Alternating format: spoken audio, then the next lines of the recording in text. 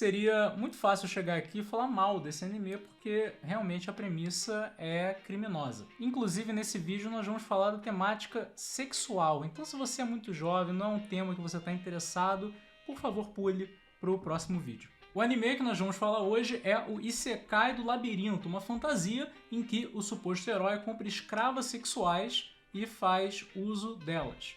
Como eu disse, é um tema, no mínimo, complicado. Mas talvez, e essa é a reviravolta da minha análise, ele não seja um monstro dessa proporção que a gente imagina à primeira vista.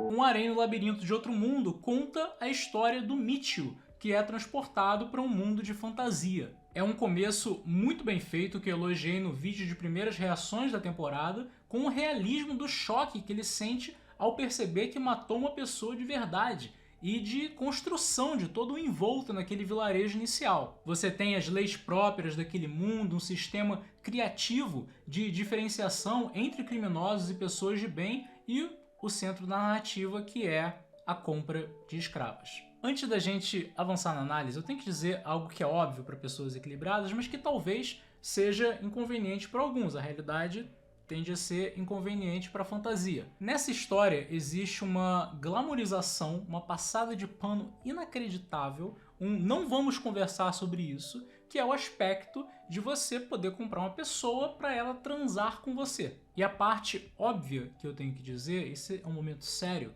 é que se alguém não tem como recusar um avanço sexual ou a recusa vai lhe trazer algum dano, isso configura um estupro.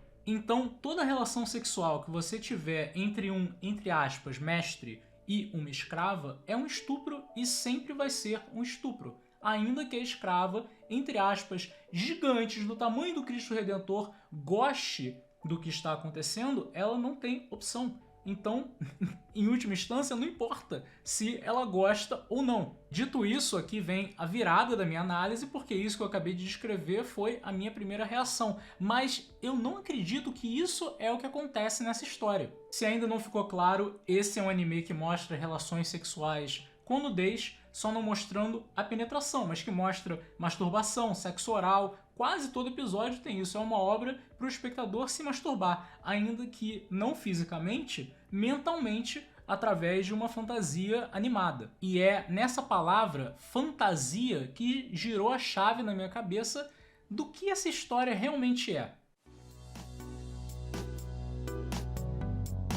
Isekai do Labirinto não é sobre escravização, eu sei que foi difícil para eu processar isso também. Mas se nós analisarmos a escravidão, ela é tida como uma despersonalização do humano. Ao engajar nesse processo de posse-possuído, o possuído é cada vez mais tratado como se fosse uma coisa.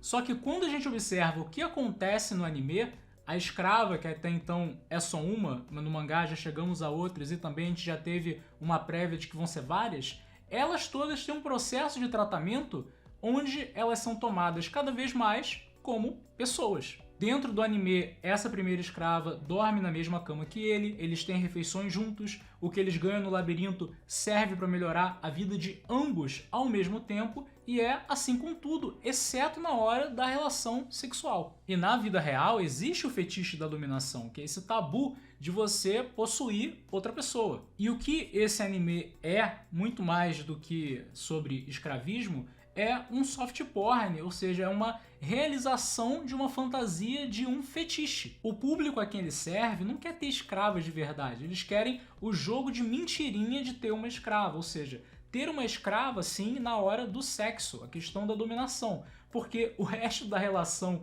entre o Michiu e todas as outras, entre aspas, escravas é de companheirismo. Ao meu ver, isso é uma evolução da fetichização japonesa em torno da empregada. Só que nesse caso é um passo além porque agora ela não pode mesmo recusar. Mas a jogada que aponta para mim isso não ser uma questão de escravo e sim desse fetiche de dominação é que ela não quer recusar.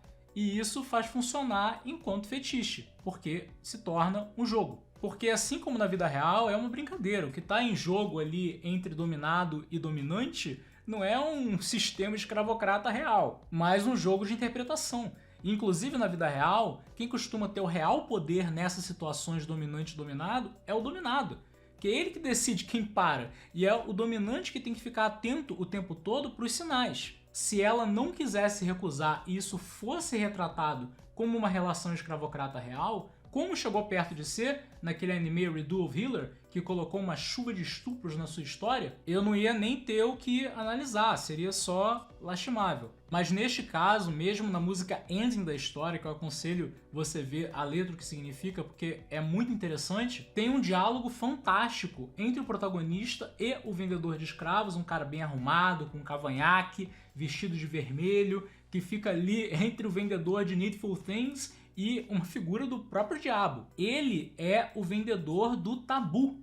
Quando o protagonista fala que nada disso deveria ser possível, nada disso deveria ser legal, ele diz, mas aqui é. Por que ele diz isso? Porque essas inconsistências que a gente tem notado na história, de que uma relação de escravidão nunca poderia ser dessa forma que é retratada, porque isso tudo é absurdo, exatamente.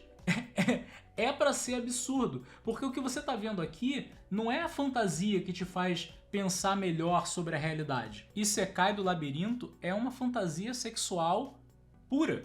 As chamadas escravas desse anime não são escravas de verdade. E sim, elas estão num jogo de serem dominadas pelo protagonista, numa fantasia em que você pode possuir outra pessoa, que só conta quando eles estão transando, porque de resto ele trata todas elas como pessoas preciosas. Mas o fetiche do leitor, do espectador, tá tão reprimido que até nesse sonho tem que aparecer uma representação do diabo para te permitir se satisfazer em um mundo que não existe. Então a minha análise é que esse anime nunca foi sobre escravidão, ele só não é bom o suficiente para te comunicar isso com clareza. Eu também não posso fechar o vídeo sem fazer esse elogio questionável, mas verdadeiro, de que eu acho ótimo que as pessoas transem. Não necessariamente que apareça elas transando, mas que elas transem. Lógico que dessa maneira que é retratado não é o tipo de coisa que eu assisto, e sim eu vejo pelo mesmo motivo que eu vi Pulpa, X-Arm, Yosuga no Sora, porque a gente aprende analisando essas obras que saem muito da curva. Agora, eu acho que de maneira geral é muito bom para os contadores de história que você possa abordar dentro de uma narrativa que as pessoas transem. De novo, você não precisa mostrar isso, mas que aconteça, porque abre um leque de opções para o autor e é bom para a indústria de maneira geral. Você imagina um anime de harém que é motivado pelo fetiche de um homem transar com várias mulheres, ele não transar com ninguém? Isso é uma derrota, tá tudo errado, negócio lastimável. O que eu critico nesse anime é que ele é mal feito. Você quer fazer uma história sobre o fetiche de dominação? Faz o fetiche da dominação, bicho. Você não precisa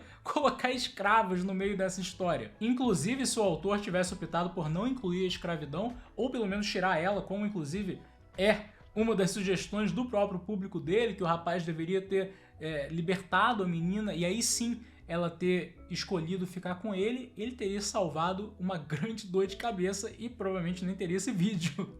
O mais assustador, que eu acho, como um último comentário, é se a gente interpretar que o complexo de inferioridade do público desse anime já chegou em tal nível que se a mulher não tiver que literalmente ser uma posse do sujeito, ele não consegue mais acreditar que ela escolheria ficar com ele. Se for isso mesmo, aí tá tudo lascado, amigo.